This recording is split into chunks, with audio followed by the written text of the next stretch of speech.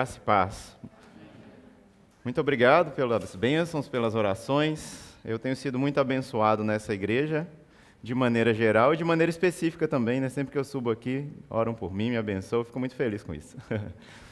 Inclusive nos aniversariantes desse mês, né? Que a gente sempre ora pelos aniversariantes aqui em cima, no comecinho do mês. Eu estava com dengue, né? Então não pude receber a oração na hora, mas recebi agora, ó. Olha aí. Deus é bom, né? Glória a Deus por isso. Gente, vamos abrir nossas Bíblias hoje no Evangelho de Marcos. A gente está ali no telão com o tema da Quaresma, né? Talvez esse tema, esse título, né, essa palavra, soe estranho para você, que não é acostumado a ouvir essa expressão numa igreja evangélica, numa igreja protestante. Talvez você esteja visitando a gente aqui hoje, ou você já é membro da igreja e está aqui há mais tempo, mas ainda não tem familiaridade com esse termo. Então, antes mesmo da gente iniciar nossa mensagem, eu queria lembrar do que o Tiago disse na semana passada, né? Que essa expressão, e o que é a Quaresma em si, é um período do calendário cristão em que a Igreja do Senhor Jesus, desde muito antigamente, lembra os sofrimentos de Cristo, lembra o período das suas provações, aquela época em especial em que Jesus foi tentado no deserto, né, que foi até um dos temas da semana passada. E ali Jesus passou quanto tempo, vocês vão lembrar? 40 dias, né? É como se fosse uma quarentena, né? Por isso o tema da Quaresma, então, é um momento do calendário cristão em que a gente para lembrar disso, dessa etapa da vida de Jesus. Antes a gente teve a Epifania, na qual a gente lembra o período em que Jesus começou seu ministério público. E tudo que ele fez, né? E antes disso ainda foi quando começou o ano cristão, o advento, o nascimento de Jesus. Então o ano cristão ele caminha em torno da vida de Jesus, né? Jesus nasceu, Jesus cresceu, Jesus começou seu ministério, foi batizado, e durante a sua caminhada houve períodos também de provação, de tentação, de desafios, né? Como a mensagem de hoje também vai falar sobre alguns desafios que Cristo ainda vai passar.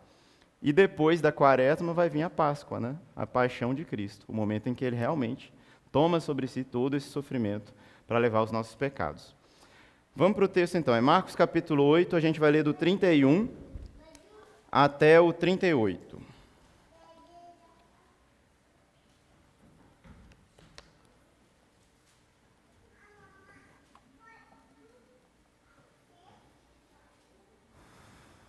Marcos 8, 31 até o 38.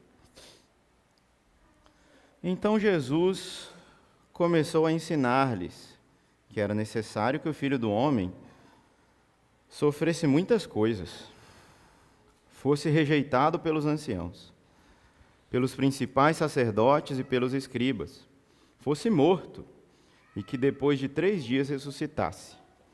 E isso, ele, Jesus, expunha claramente. Então Pedro, chamando-o à parte, começou a repreendê-lo. Mas Jesus, voltando-se e vendo seus discípulos, repreendeu a Pedro e disse: saia da minha frente, Satanás. Tem algumas versões que ficam em bom mineirês, arreda Satanás, né? Porque você não leva em consideração as coisas de Deus, e sim as dos homens.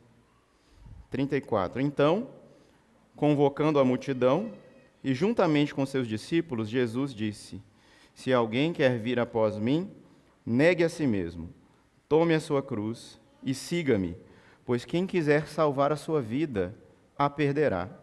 E quem perder a sua vida por minha causa, por causa do Evangelho, esse a salvará. De que adianta uma pessoa ganhar o mundo inteiro e perder a sua alma? Que daria uma pessoa em troca de sua alma? Pois quem nessa geração adúltera e pecadora se envergonhar de mim e das minhas palavras, também o Filho do Homem se envergonhará dele, quando vier na glória do seu Pai com os santos anjos. Amém. Vamos agradecer ao Senhor mais uma vez. Pai, obrigado pela oportunidade que temos de ouvir a Tua palavra, que é a voz de Deus para nós. Abra os nossos ouvidos, o nosso entendimento, nosso coração, todo o nosso ser, Senhor, esteja disposto a receber aquilo que o Senhor tem para nós nessa manhã. Transforma-nos, Deus, como o Tiago orou aqui mais cedo. Esse é o nosso clamor nessa manhã. Em nome de Jesus. Amém. Muito bem, pessoal. Esse trecho das Escrituras, olha na Bíblia de vocês, não fecha ainda não. Dá uma olhadinha ali se ele é dividido em 2 blocos. Né? Normalmente, essas 2 passagens, né, que são chamadas de perícopes ou pequenos trechos, aparece um título, né, nas nossas Bíblias para anunciar qual é o tema, né, que está sendo tratado ali. Nessa daqui, ó, que eu tenho aqui uma NA, né, ela diz assim: Jesus prediz a sua morte e ressurreição, ali do verso 31 até o 33.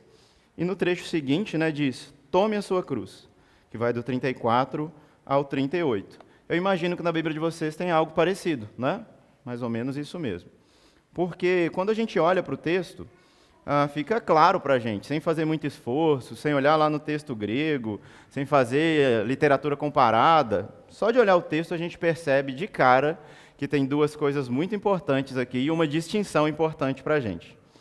A primeira delas nos diz o que Jesus faria, o que ele teria de passar, né, até a sua morte, sua crucificação. E em seguida, Jesus diz o que aconteceria com a gente, ou o que a gente tem que fazer, a responsabilidade que a gente tem que assumir e como a gente vai responder àquilo que o próprio Deus fez, àquilo que Jesus fez, né, que também é tomar a nossa cruz. Então, na primeira perícope, nós temos a cruz de Jesus, e na segunda perícope nós temos a nossa cruz. E isso nos leva a pensar, me levou a pensar, e a lembrar do tema da imitação de Cristo, né? Que é um tema muito importante nas Escrituras Sagradas. A ponto de a nossa religião ser chamada cristã, ou cristianismo, ou seja, ela leva em si o nome do próprio Filho de Deus, né? Ou o título de Jesus, né? Jesus Cristo. Não é o nome, né? Mas é um título. E talvez, assim, para mal entendedor, né, ou talvez para uma criança, para alguém que está aprendendo a língua portuguesa, a pessoa pode parar e pensar: eu sou um cristão, né?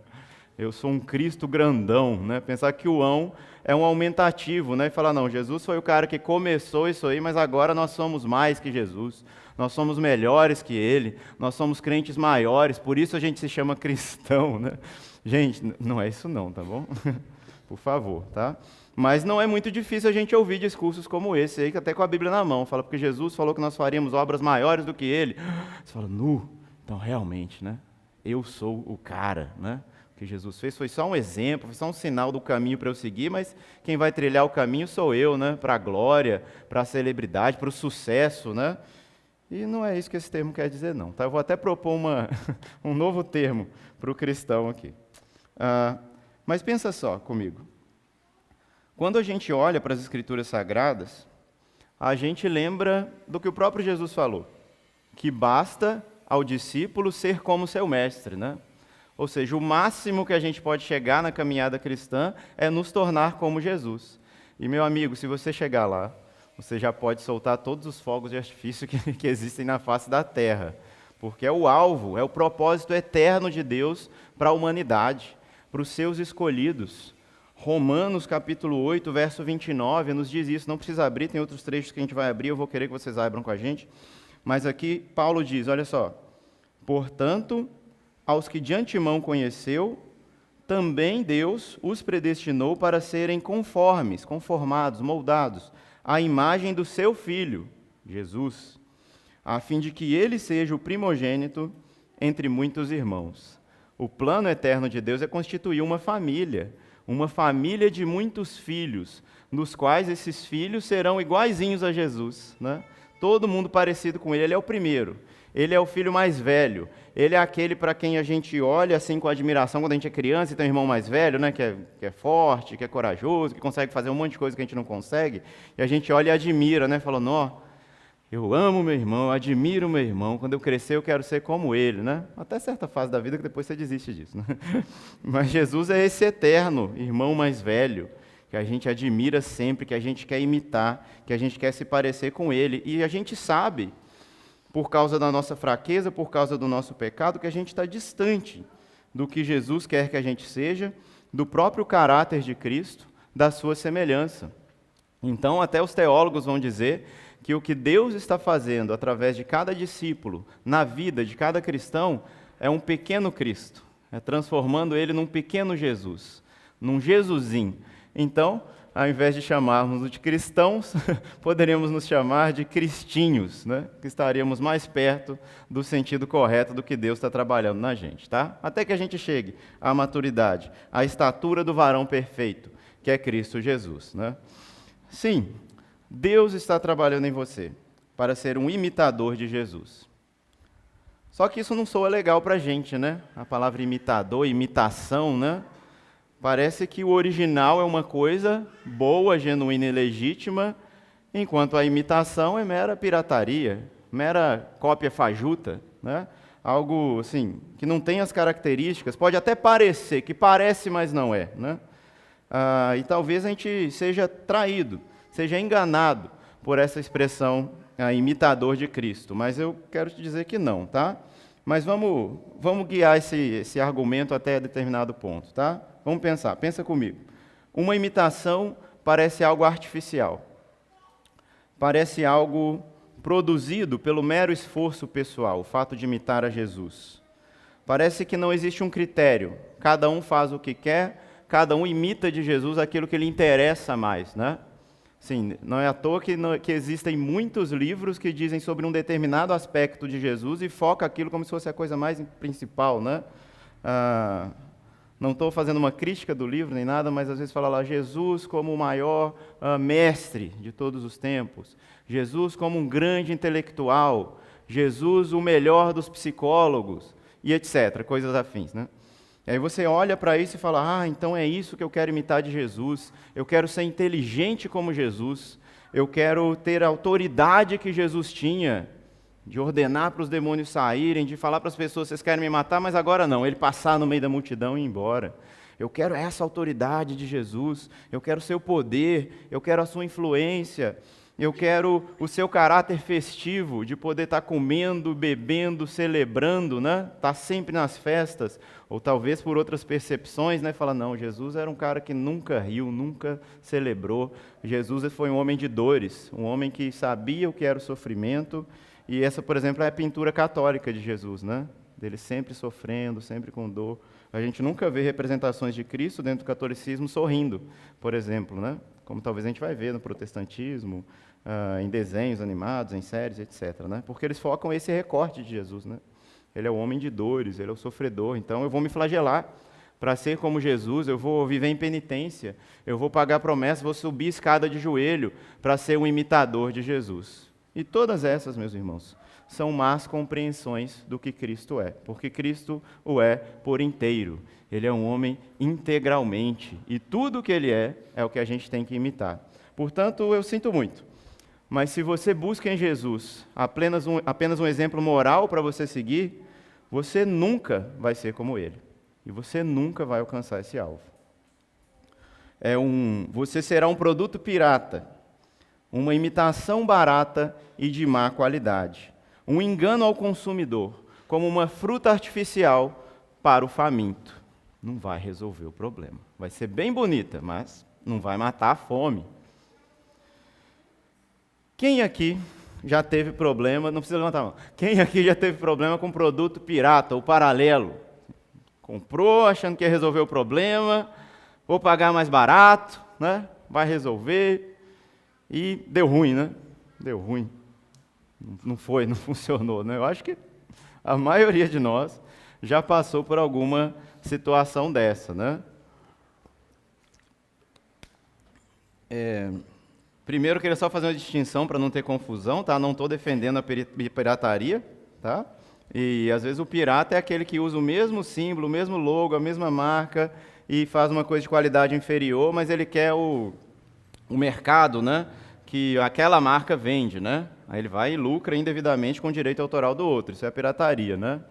Por outro lado, existem os produtos paralelos, de primeira linha, né? Já ouviu?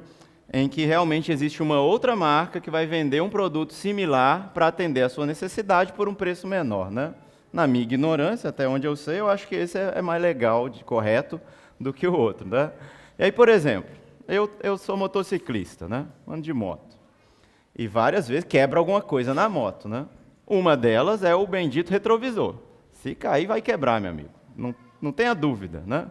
E aí você vai lá e vê quanto é o retrovisor original da sua moto, né? Quanto mais nova ou mais cara, pior, né? Aí você olha lá, sei lá, R$ 200 no retrovisor da moto. Você fala, puxa vida, né? Ah, mas eu tenho esse aqui que é paralelo, né? Ele funciona direitinho, é de outra marca, etc e tal. Aí, R$ 50. Você fala, né? Amassou mais aquilo também, com os 200 eu conserto tudo, né? E boto o bendito retrovisor, né? Para nunca mais na vida. Que aí, na hora que você vai pilotar, né? O espelho do carro, gente, retrovisor, da moto, né? Ele tem que ser convexo, né? Levemente, para que ele tenha um ângulo maior de visão, né? E você veja mais coisas atrás de você. Quando você compra o retrovisor, tem irmãos ali que já passaram por isso, né? Você compra o retrovisor paralelo, ele dá um zoom na imagem. Ele é côncavo, é o contrário. Em vez de ser para cá, ele é para lá. Então, o objeto que você esperava ver a certa distância, parece que ele está colado em você. Então, ou você toma um susto e pode cair de moto, ou você não vai ver direito o ângulo que você precisa ver atrás de você, né? Aí você pensa, mas é um produto que serve, encaixa, o buraco, o parafuso é igualzinho, o formato é igualzinho, mas, meu amigo, é uma imitação barata, né? Que vai te dar problema lá na frente. Tá? Acho que todo mundo já passou por isso em algum momento na vida. Talvez não pelo retrovisor, né? Tudo isso, pessoal, é diferente de uma cópia legítima, né? De uma coisa que é produzida em série, por exemplo, ou até de uma réplica de alguma coisa original. Elas vai ter a mesma característica, ela tem que levar a mesma natureza.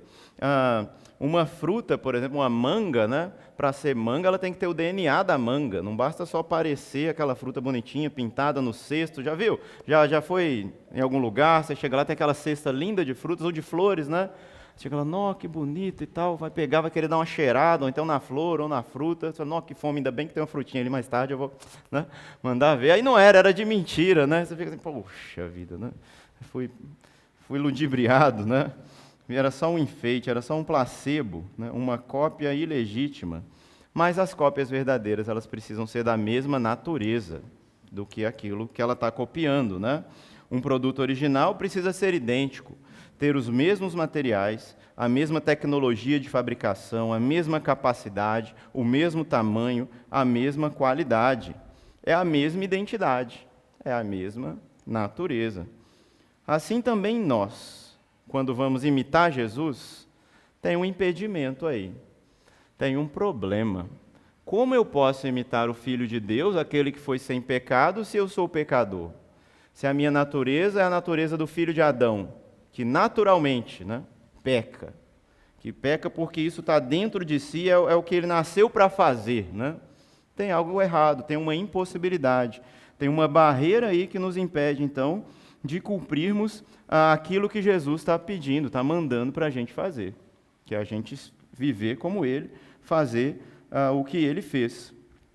Enquanto a gente é um produto pirata, uma fruta artificial, nós seremos incapazes de alimentar alguém, de produzir vida, cura, libertação, de anunciar a salvação de Deus, porque nós seremos produtos piratas de má qualidade. Qual é um jeito, então, correto de eu me aproximar de Deus e de eu responder aquilo que Ele fez por mim? É nascendo de novo, meus irmãos. A gente precisa de uma nova natureza para a gente poder começar a caminhar e fazer o que Jesus pede de nós. E essa é a mensagem central do texto que a gente leu hoje, né? Desse trecho aí de Marcos, capítulo 8, 31 ao 38. Dá uma olhadinha aí na passagem, se você ainda estiver com sua Bíblia aberta, né? A gente pode separar essa passagem em várias camadas, né? Em vários tópicos, dos quais eu escolhi 3 tópicos para a gente tratar nessa manhã. O primeiro deles, diz sobre aí a primeira perícope, ela nos fala sobre o que o Filho de Deus precisa fazer, o que ele precisa realizar primeiro, antes que a gente realize qualquer outra coisa. E o que ele vai fazer definitivamente, né? Vou ler a afirmação inteira. O que o Filho de Deus precisa realizar primeiro e definitivamente ao nosso favor. O segundo aspecto, né, a partir do 34 para frente, né, é como nós, ou antes, né, tem um Pedrão ali no meio do caminho, né,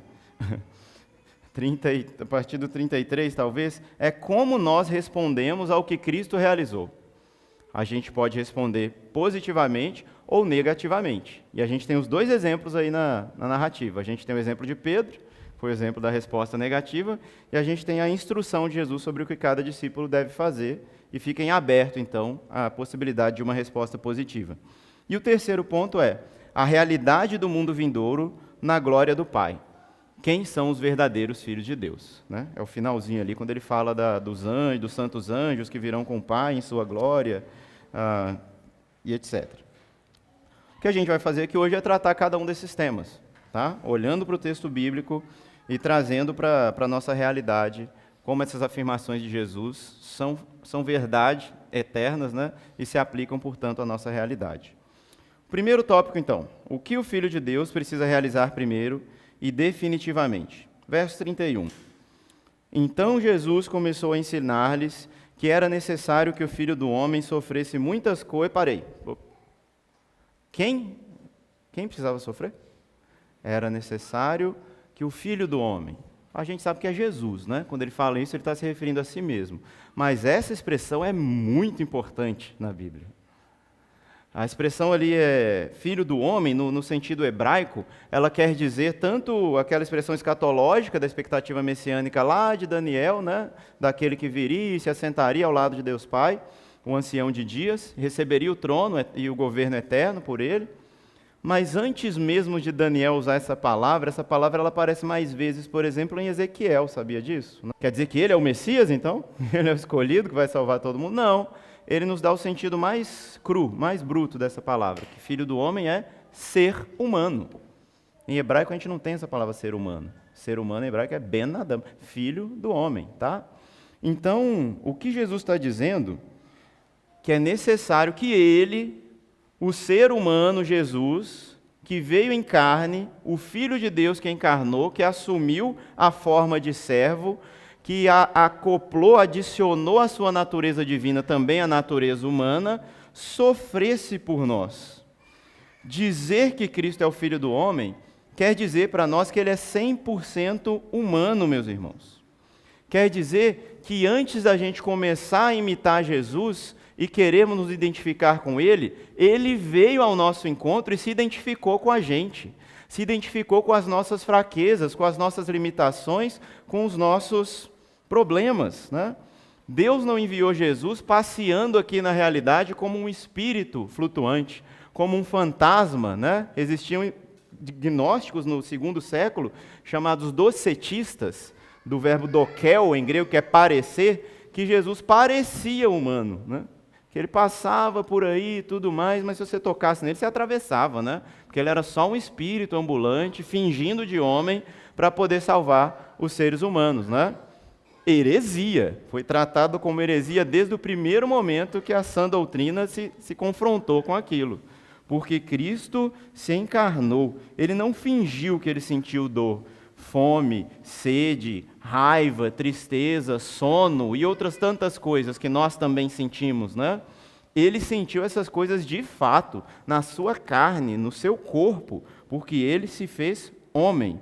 Portanto, tudo o que Cristo passou é exatamente o que também nós passamos. Esse é o milagre da união das duas naturezas, da natureza divina com a natureza humana. Cristo é 100% homem, Cristo é 100% Deus. Isso quer dizer que Deus chorou, que Deus sentiu fome, que Deus passou necessidade, que Deus foi traído e que Deus morreu. Que loucura, pensa. Como assim?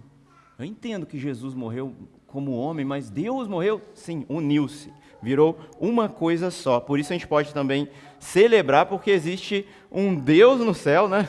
O Filho de Deus que voltou para o céu e está lá diante do Senhor, né? Representando a gente, como um homem, como 100% homem. E o que precisava acontecer com esse Filho do homem, com esse ser humano, né? Era necessário que ele sofresse muitas coisas, o restinho do 31. Que ele fosse rejeitado pelos anciãos, que ele fosse rejeitado até pelos sacerdotes e pelos escribas, a ponto de ser morto. Irmãos, os sofrimentos de Cristo, eles não são apenas uma sugestão para a gente, um sussurro Acho que talvez fale, será que está falando isso? Será que eu ouvi direito? Não, pensa o contrário. Os sofrimentos de Cristo são para nós um grito de Deus, para todo mundo ouvir. Todo mundo que tiver sem tampão no ouvido, poder ouvir. De quê? De que Deus se importa com o sofrimento humano. Deus se importa com o sofrimento de cada um de nós, seja ele qual for. Seja qual for a necessidade que a gente passa. Seja uma doença, um desemprego, uma traição, seja o que for. Deus se importa com o sofrimento humano. Deus se importa com a questão de que o mal existe no mundo. As injustiças, catástrofes, doenças, acidentes, violência, abusos, trapaça, desonestidade. Deus não está lá de longe, lá do céu, das nuvens, olhando para a terra e dizendo, meu filho, eu entendo, né, essa coisa que você está passando. Eu até imagino como seja, né? Eu posso até imaginar, mas eu não sei o que é isso não, de fato. Eu jamais entenderia. Eu não poderia fazer nada também diferente disso, né? Mas afinal, eu estou aqui, né? Eu estou aqui, vocês estão aí, né? Que pena, viu? O famoso só lamento, né? Assim, só lamento, viu? Não tem nada que eu possa fazer. Mas não, né? Essa realidade do que Cristo fez, né? Ela grita para nós que Deus realmente sabe o que é padecer, o que é sofrer, o que é sentir as dores e todo o mal que a gente possa passar aqui na terra, ou um terceiro possa passar, você pode pensar e dizer, Deus sabe o que é isso. Deus compartilhou isso em sua carne, enquanto Ele esteve entre nós, como Filho de Deus. É como se Deus dissesse para nós, pensa na história de Jesus e medite sobre isso, meus irmãos. Jesus dizendo, eu sei o que é desejar viver, estar na flor da idade da minha juventude e ser morto injustamente. Você pensa quantas crianças morrem, tanta vida para viver, tantos jovens. Jesus fala, eu sei o que é isso. Eu sei o que é ser rejeitado e traído por quem deveria me amar. Eu sei, confia em mim. Eu sei o que é fazer o bem e receber o mal em troca. Confia em mim. E essas palavras de Jesus, pessoal, ditas a nós, foram para mim e são, né, motivo de consolo, mas em uma situação específica, em que eu sempre trago, né, lá do trabalho, do projeto social, onde eu dou aula. Essa foi antes da pandemia ainda, essa foi mais antiga. Contar um caos para vocês.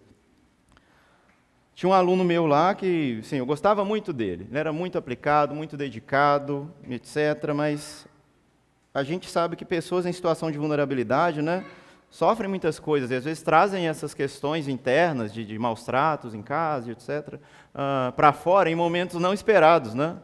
Está ali uma tempestade dentro dele, então no momento em que você pressiona, às vezes ele solta aquela tempestade, né? E foi bem o que aconteceu. Estava em sala de aula, dando a lição, etc., todo mundo fazendo, participando, e esse menino lá, fazendo um desenho lá, fazendo desenho, eu falei, colega, querido aluno, guarda esse desenho, por favor, e concentra na aula. Você tem que participar das atividades aqui do projeto, né? Guardou, escondeu. Menos de um minuto, estava lá o desenho de novo, lá, fazendo, rabiscando, etc. E os meninos tudo cercando lá, né, para ver, né? Distraindo a turma, né? Falei, fulano, guarda, por favor, esse desenho e tal. Se você pegar de novo, eu vou ter que pegar esse desenho de você, eu vou tomar de você. Não deu 5 minutos de novo, né? Todo mundo ao redor do menino lá, desenhando, etc. A aula não fluindo e tal, aí o sangue ferve, né? Fui lá, pá, no lixo. Né? Embolei o desenho do menino, joguei fora, né? Fui ignorante, reconheço. E aí o menino apelou, né? Levantou, veio para cima de mim, não tentou me agredir porque eu sou maior que ele, etc. E é desse tamanho. Mas me xingou de tudo que é nome, né? Me insultando e tal, coisa, palavra que eu nunca ouvi na vida e tal, palavrão, insulto, denegrindo a imagem, você fica assim. Eu fiquei bem abalado na hora, fiquei chateado, triste pra caramba, né? Você pensa, você sai de sua casa, podia estar de boa em casa, podia estar fazendo outra coisa, mas se voluntariou para fazer um serviço de auxílio à comunidade, né? Para ver se o menino teria uma oportunidade diferente na vida dele, de sair daquela situação lá da comunidade, de poder crescer na vida, e etc. E você chega lá, você encontra esse desrespeito, né? Esse desprezo de cara, né? Explícito, não só dentro, né? E aí eu fiquei chateado pra caramba, acho que eu não consegui terminar de dar aula, eu chorei na sala de aula, sei lá, fiquei bem emotivo lá na situação, eu falei, não, cara, que isso, velho, tal. Não é assim que eu te trato não, por que você está me tratando assim e tal? Aí beleza, depois eu me recuperei, terminou o horário e era o último horário, né? Depois fomos nós dois lá para a diretoria, né? Trocar ideia lá, né? E aí depois o menino até me pediu perdão, falou que ele ficou triste de eu ter rasgado o desenho dele, e etc. E eu falei, desculpa também, cara, eu exagerei, etc. Mas tinha que prestar atenção na aula, etc. A gente se reconciliou. Mas aquilo ainda não saiu do meu coração, né? Depois que eu fui embora para casa, depois de vários dias, depois de algumas semanas, eu orando, ainda triste com aquela situação, né? Falando, sei lá, não é isso que eu quero pra minha vida não, o que eu vou fazer e tal. Eu me lembrei dessas palavras de Jesus, que eu falei para vocês, né? De que ele sim, sem pecado algum, na melhor das intenções verdadeiras, né? Não na minha intenção que é manchada, né? Que é imperfeita, que é impura, que é contaminada por um monte de outras coisas, né? Com desejo de fama, de sucesso, de ser aceito, de achar que eu vou salvar o menino, né? Tudo manchado, tudo contaminado, cheio de pecado junto, né?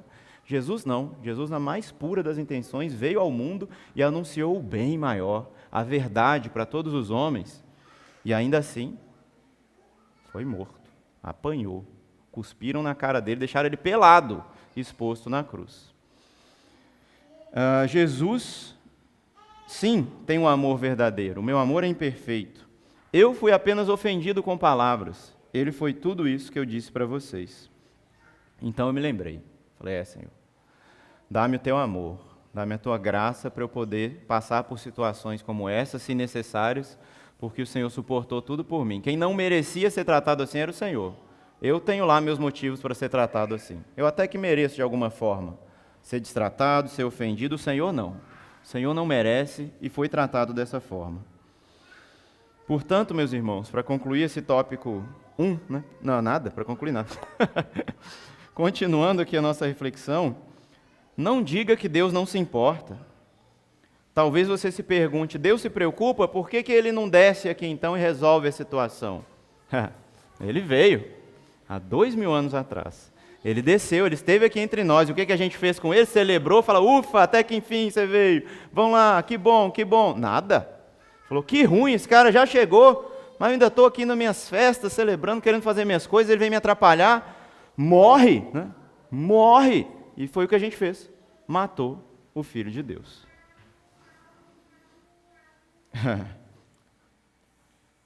Mas esse não é o fim. Olha o final do verso 31. O Filho do Homem passasse por tudo isso, rejeitado pelos escribas, sacerdotes, e fosse morto. E que, depois de 3 dias, ressuscitasse. Sim, meus irmãos, né? Gente, tem um texto maravilhoso, que a primeira vez que eu li esse texto, grudou na minha cabeça. Assim, eu falei, meu Deus, que incrível. Esse eu vou querer que vocês abram comigo. João 10, verso 18.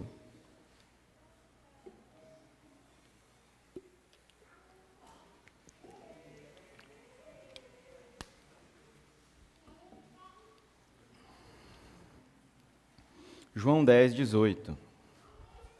Está aqui projetado, tá? Se você não conseguiu abrir, não tem problema. Olha o que Jesus está falando para os fariseus que estavam tentando matar ele ali já em João 10, ele ia morrer só lá na frente. Ninguém tira a minha vida. Pelo contrário, eu espontaneamente a dou. Uau! E eu tenho autoridade para entregá-la. Se eu quiser, eu dou minha vida. Ninguém vai tirar de mim, não, eu dou. E a minha autoridade é tão grande que eu também tenho poder para pegá-la de volta, para reavê-la. Eu tenho autoridade para entregá-la e também para reavê-la. E esse mandato eu recebi do meu Pai. Né? Você pensa, uau, Jesus, ninguém matou Jesus porque ele foi derrotado, sabe? Assim, ele entregou a vida dele, porque ele quis, porque ele tinha uma missão a ser cumprida, tal qual que diante da morte, né? Como a gente canta, né? A morte não o segurou, né? Na música do Projeto Sola, não tinha jeito. Esse cara estava no lugar errado quando ele estava morto, não devia ficar ali. Imagina ele chegando lá, imagina a morte como uma entidade, né, como uma pessoa, ele chegando lá, o que você está fazendo aqui? Jesus, eu vim cumprir uma missão do Pai. Ah, não, mas seu lugar não é aqui, né? Você não tem legitimidade para estar aqui, você não tem, sei lá, imagina uma prisão, né? Você não tinha que estar aqui, cara, não. Vamos embora, vamos voltar para onde você veio? Não, peraí. Daqui a 3 dias eu vou embora. E foi o que ele fez, né? Ele falou, chegou a hora, tá? Aquele abraço, né? Foi embora. Aquele abraço, nada que a morte é inimiga de Deus, tá? Mas é só uma figura, gente. É o que ele está falando aqui. Gente, pensa só. Nós conspiramos contra aquele que veio, nos amou, veio para nos salvar, trazer o bem para a gente, mas você realmente achou que você podia vencer Deus? Você podia matar ele? Acabei com os propósitos dele. Vem aqui, Deus, agora que eu vou te dar uma lição, né? Meus irmãos, é isso que Deus está fazendo. Está rindo da cara daqueles que estão dizendo isso. Salmo 2, já leu? Já percebeu isso? Os reis da terra estão lá conspirando contra o rei que o Senhor levantou, o Cristo. Falam, não, vamos matar ele, vamos dar um jeito com ele. Aí o texto vai e fala, o Senhor dos céus olha para aquilo e zomba dos que estão tramando contra os seus planos. Fala, vocês acham? Realmente, pensa comigo, da maior maldade que a humanidade poderia cometer, que foi matar o Filho de Deus, disso mesmo, Deus tirou a salvação de todos os povos. Deus venceu, no fim das contas. Eu gosto de uma frase do pastor Igor, né, que ele diz o seguinte, quando Deus quis vencer o mundo e acabar com o mal do mundo, a única coisa que ele precisou fazer foi ser fraco, né? Foi deixar-se ser morto. E pronto, a vitória está garantida. Verso 32, meus irmãos. E isso ele expunha claramente. Então Pedro, chamando-o à parte, começou a repreendê-lo. Mas Jesus, voltando-se e vendo os discípulos, repreendeu Pedro e disse, sai da minha frente, Satanás, porque não leva em consideração, as coisas dos homens, e sim, aliás, as coisas de Deus, e sim as coisas dos homens. Irmãos, a passagem é muito tratada em sermãos, todo mundo já leu, sabe que Pedro um pouquinho antes confessou que Jesus era o Cristo, o Filho do Deus vivo, e Cristo falou para ele, você falou isso pelo Espírito Santo. E aí um pouquinho depois ele já vem e Satanás usa a boca dele para falar o que falou, né? Para tentar impedir Jesus de cumprir os seus planos. De tudo isso aí que vocês já conhecem da história, pessoal, o que me impressiona é o fato de Deus, em sua soberania, decretar um momento em que cada um dos seus escolhidos vai ter os seus olhos abertos, né? Antes disso, não vai acontecer nada. Antes disso, ele pode até ir ouvindo a palavra e sendo ali semeado, né? Semeado. Mas na hora que Deus escolher que a semente vai brotar, é o momento em que vai acontecer. Antes disso, não. Antes disso, a gente pode estar aqui na igreja, ouvindo o Evangelho, ouvindo a palavra, caminhando numa vida ali religiosa, mas sem conhecer o Senhor profundamente. De maneira que quando vem a adversidade, que é o que acontece com Pedro aqui, vem uma notícia ruim, o que a gente faz? A gente sai fora, a gente fala, não, Deus, não é assim não é assim que acontecem as coisas não. Está errado, eu não aceito, eu determino que vai ser diferente, enquanto Deus está querendo aquilo para você naquele momento, você fala, não, de jeito nenhum. Igual Pedro falou para Jesus, né?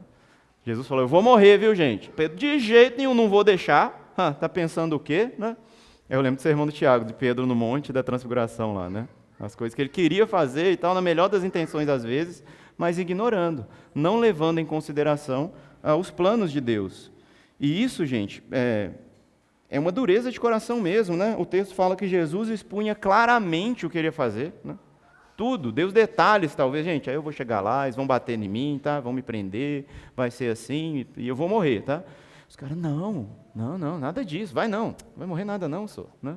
Às vezes a gente fala isso com um amigo, né, com alguém que está passando uma situação difícil, mas Jesus precisava passar por isso, é diferente, né? E isso ressalta o nosso ponto da imitação de Cristo, né? Que homens que não foram transformados pela fé, que não se arrependeram dos seus pecados e não receberam de Deus uma nova natureza, são incapazes de compreender com o coração e responder positivamente à mensagem do Evangelho. Fato. O Evangelho, afinal de contas, é vinho novo para odres novos. Se você põe vinho novo em odre velho, ele vai rasgar o odre e vai sair. E o Evangelho é essa mensagem, que vem rasgando, né? Vem destruindo tudo. Agora, se a mensagem do Evangelho já veio, já te rasgou, e Deus fez de você um material novo para suportar esse vinho que passou, aí você vai conseguir segurar. Essa mensagem que rasga, ela pode fazer vários efeitos. Ela pode só te deixar chateado, ela pode até te fazer chorar numa mensagem emotiva, mas ela não vai te transformar, literalmente, se Deus mesmo não assumir essa palavra, não encarnar, não derramar o seu Espírito sobre você e fizer você nascer de novo. O mesmo corte, o mesmo furo que o vinho vai promover, que a mesma palavra vai promover, vai agir diferente, em pessoas diferentes, em tempos diferentes, em momentos diferentes da vida de cada um de nós, tá? Ou seja, é impossível alguém concordar com o que Deus está fazendo sem entrar primeiro num relacionamento com Deus, né? Na hora da adversidade, da dificuldade, pessoal, é que a gente vê, né? Quando a gente olha para o sofrimento no mundo, por exemplo, e às vezes a gente se revolta, a gente se rebela e fala, não, Deus não deve existir, não. O que é isso, cara? Está errado, né? Que está errado sim, gente, mas questionar o cuidado de Deus sobre o mundo e o fato de que Deus se importa é errado. Quando você está num relacionamento com Deus de amigo, né? De filho, você confia, né? Você fala, eu não entendo tudo que está acontecendo, Deus, misericórdia, tenha misericórdia dessas pessoas, tenha misericórdia dessa situação, tenha misericórdia de mim, mas eu confio, mas eu sei que o Senhor sabe o que está fazendo. E isso, então, nos leva para a nossa resposta, né? À mensagem, ao que Jesus fez, ele morreu, ele ressuscitou, ele está anunciando tudo isso para nós. E aí, a partir do verso 34, então, a gente vai continuar nossa reflexão, falando do segundo ponto. Como nós respondemos ao que Cristo realizou por nós? 34. Então, convocando a multidão juntamente com seus discípulos, Jesus disse, se alguém quer vir após mim, negue a si mesmo. Tome a sua cruz e siga-me. Pessoal, isso me lembra muito as palavras de Jesus em outro canto, né? Isso está espalhado nas Escrituras, momentos em que Jesus também afirma isso. E isso aponta claramente para a gente perceber o fato da imitação que a gente tem que fazer de Jesus. Em João 13, por exemplo, não precisa abrir para a gente ganhar tempo. João 13, 12 a 17, Jesus está lavando os pés dos discípulos e assim que ele acaba, ele diz, vocês compreendem o que eu fiz? Vocês me chamam de mestre e de senhor e fazem bem, porque eu sou. E aí eu vou pular o 14, vou lá para o 15, né? Porque eu lhes dei o exemplo, para que como eu fiz, vocês façam também. E em verdade vos digo que o servo não é maior que seu senhor, nem o enviado é maior do que aquele que o enviou. 17, se vocês sabem essas coisas, bem-aventurados serão, se as praticarem. Ou seja, o exemplo de Jesus de lavar o pé, ele falou que tinha que ser imitado pelos discípulos.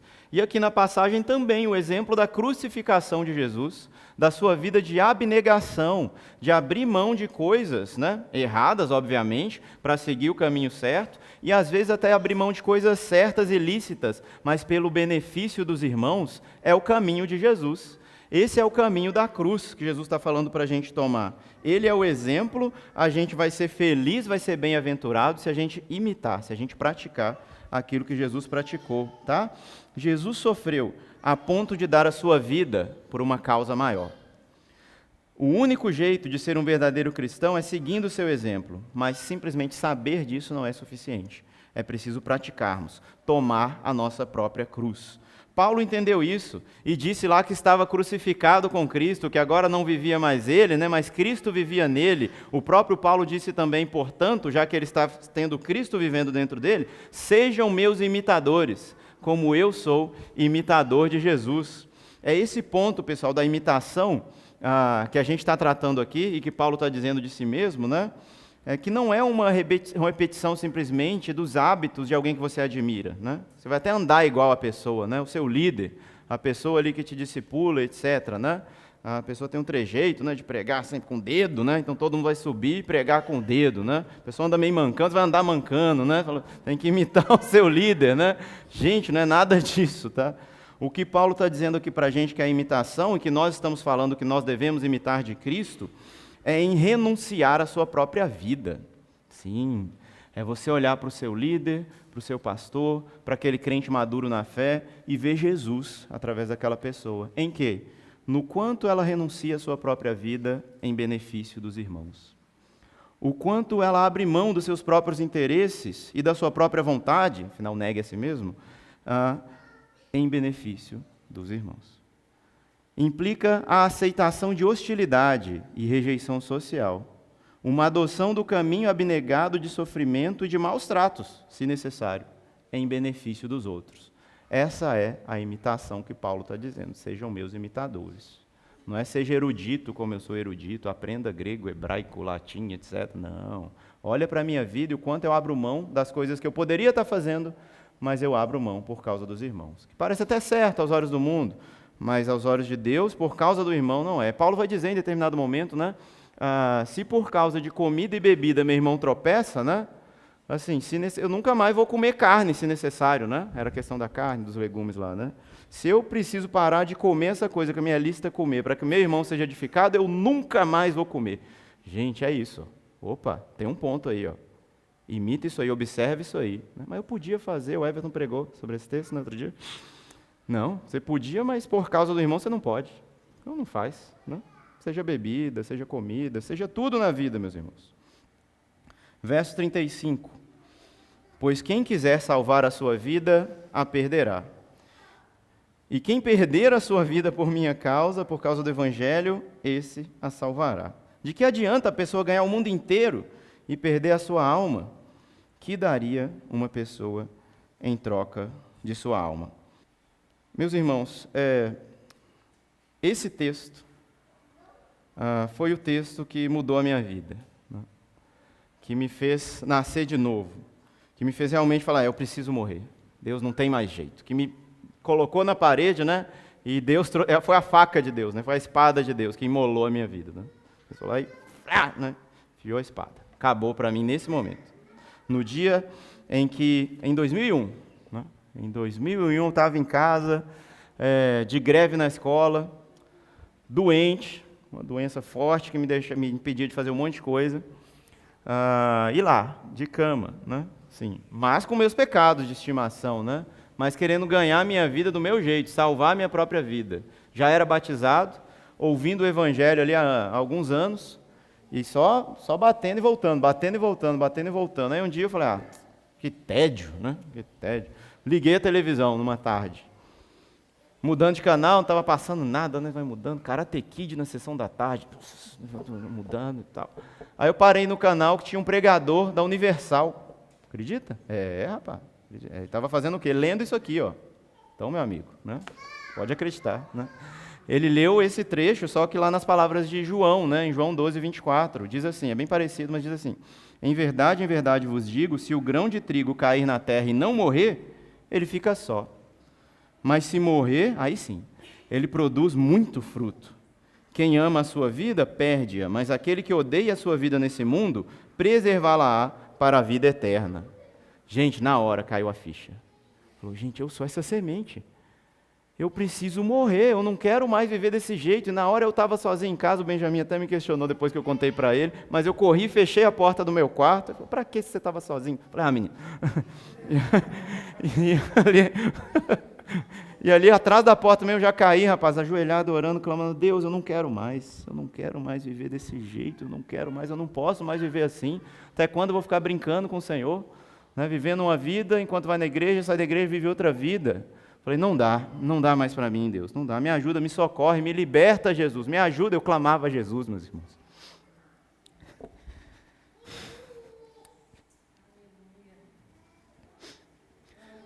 Como se fosse a única coisa que eu tinha.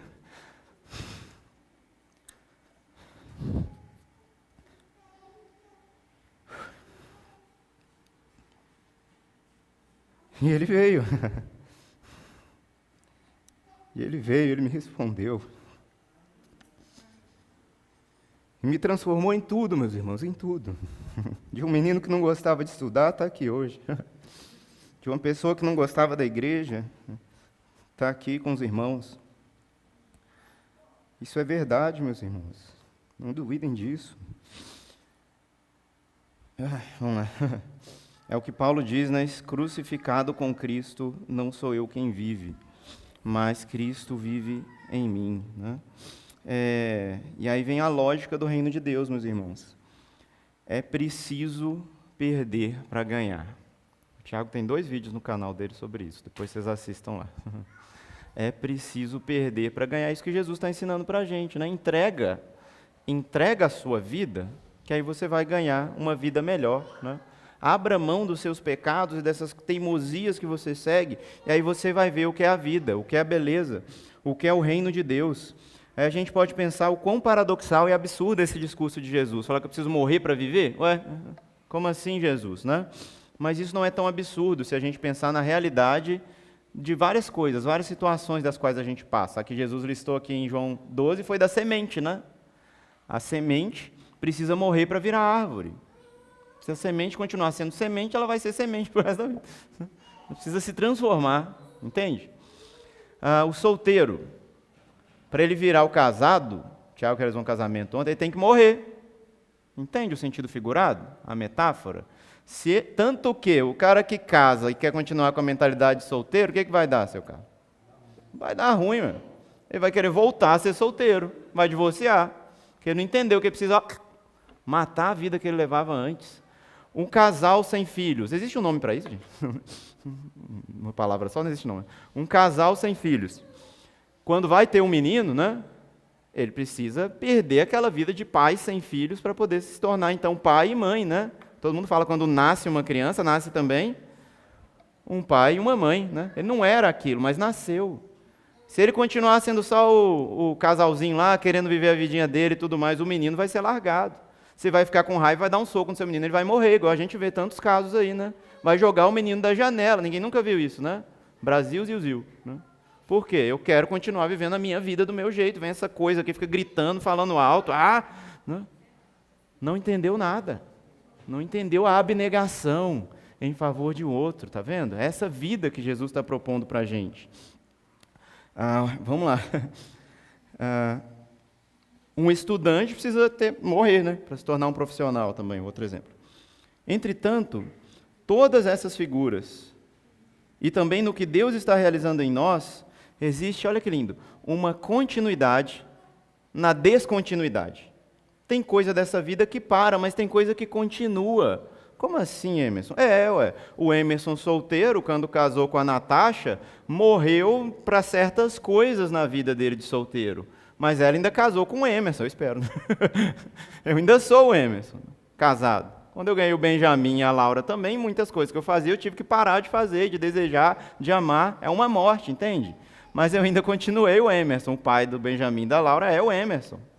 Assim também a vida no reino de Deus, pessoal, quando Cristo pede para a gente entregar a nossa vida, é claro que a gente tem que chegar lá e entregar tudo, esperar Deus vir com a espada e falar, imolar você mesmo. Mas quando você abre os olhos de novo, você vê que não acabou, que não é o fim, que tem coisas em você que Deus está mantendo, a sua identidade, quem você é, a sua personalidade. Deus não mata você e transforma todo mundo em robô programado para fazer a vontade dele, não. Tanto que ainda ficam umas paixões, ainda ficam algumas coisas erradas em nós que no último dia vão ser purificadas. Então existe até uma continuidade, olha só. A vida da qual você abre mão por causa de Cristo não é perdida em si mesma, mas é transformada e salva no final. A sua individualidade, como eu disse aqui, são coisas que vão permanecer após a regeneração. E essa mensagem, pessoal, agora a gente está encaminhando para o final da mensagem, é válida para todos nós, todo mundo que está aqui, pessoal, não tenha dúvida.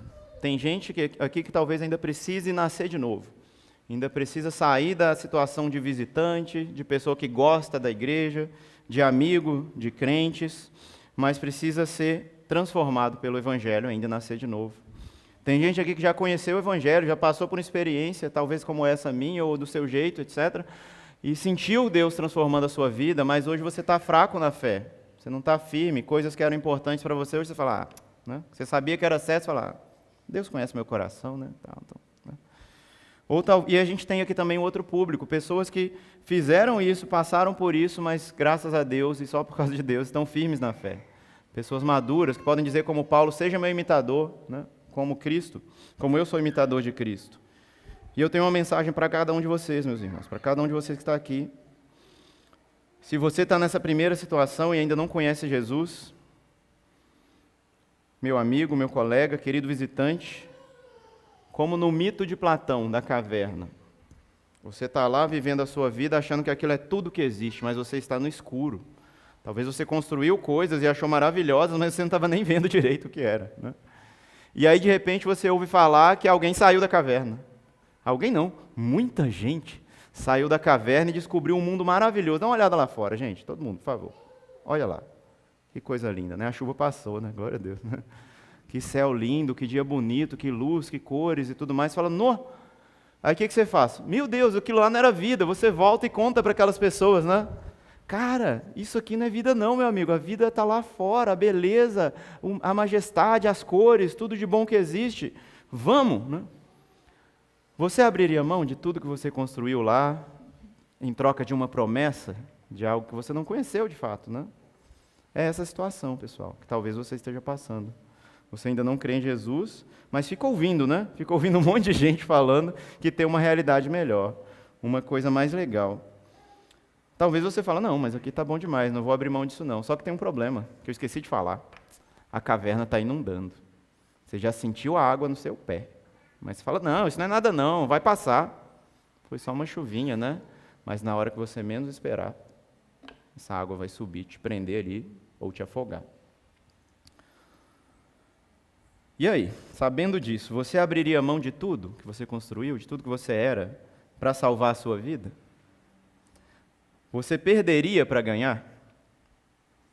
Essa é a mensagem de Jesus aqui nessa manhã. Agora, o segundo tipo de público, se você já foi regenerado, mas está fraco na fé, talvez você abaixou seu critério moral e se permite coisas que você sabe que são erradas, mas fala, Deus sabe, né? Fazer o quê, né? Estou tão estressado que não tem problema se eu ver aquele vídeo proibido. Eu preciso ganhar dinheiro, então tudo bem se eu sonegar imposto, desrespeitar direito autoral, explorar cliente, trair os irmãos, explorar meus funcionários, ser cruel com eles. Tudo bem. Meus filhos me dão tanta raiva que eu sempre preciso gritar com eles e bater neles toda hora. Eu não posso perdoar aquela pessoa porque ela não merece. O que ela fez contra mim foi muito grave. Pessoal, poder, sexo e dinheiro são as coisas que esse mundo contemporâneo mais ama. E tem tudo a ver com isso que eu falei aqui acima. Você está disposto a deixar morrer em você a forma mundana de lidar com essas coisas? Você está disposto a perder para ganhar? A deixar de lado o ídolo da reputação, da aceitação, dos prazeres ilícitos e da avareza? Afinal de contas, tudo que você está construindo aqui é para quem? É o que Jesus vai dizer, né? De que de fato adianta você ganhar o mundo inteiro e perder a sua alma? Para quê? É só para si mesmo? É para achar que é alguma coisa nesse mundo? Não existe amor a Deus nem ao próximo em nenhuma dessas atitudes, meus irmãos. Tome novamente a sua cruz. Você a largou ali pelo caminho. Cristo o ajudará. E o último público dessa mensagem é para você, um crente maduro. Você está comprometido com uma imitação genuína de Cristo, com uma vida em comunhão, com um autossacrifício em benefício dos irmãos? Cristo lhe pergunta hoje novamente, você está disposto a renunciar à sua própria vida e abrir mão de seus próprios interesses, da sua própria vontade, e seguir o caminho do sofrimento e dos maus tratos, se necessário, em benefício de outros? Se sim, você é um crente maduro. Você é um crente que nesse momento está firme na fé, está de pé. Portanto, como Paulo diz, né? Vigie para que não caia, mas que Deus mantenha seus pés firmes, para que você possa ajudar os irmãos, ajudar aqueles que estão tropeçando, estão caindo, e você tem duas opções. Se curvar do seu orgulho para estender a mão, ou levantar o seu nariz e passar direto.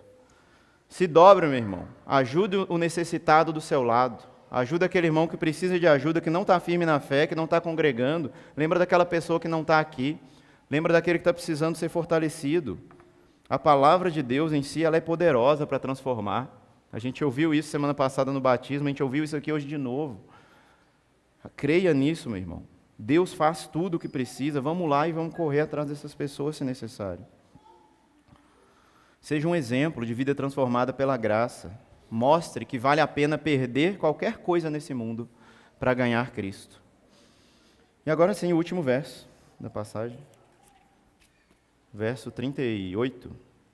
Pois quem nessa geração adúltera e pecadora se envergonhar de mim e das minhas palavras, também o Filho do Homem se envergonhará dele, quando vier na glória do seu Pai com os santos anjos. Esse é o terceiro tópico, que a gente vai falar, a realidade do mundo vindouro na glória do Pai e os verdadeiros filhos de Deus. Quem fará parte da glória no mundo vindouro? Quem? Né? Quem quis essa vida, quem amou as coisas aqui, correu atrás, quem batalhou, quem se esforçou, quem perdeu horas de sono para ganhar mais dinheiro, né?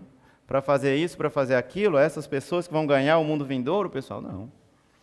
É aqueles que foram crucificados com Cristo, que se tornaram participantes do seu sofrimento, aqueles cuja coisa mais preciosa que eles têm é o próprio Deus, que o amam de coração, alma e forças, que se alegram com os planos de Deus, por mais estranhos que possam parecer.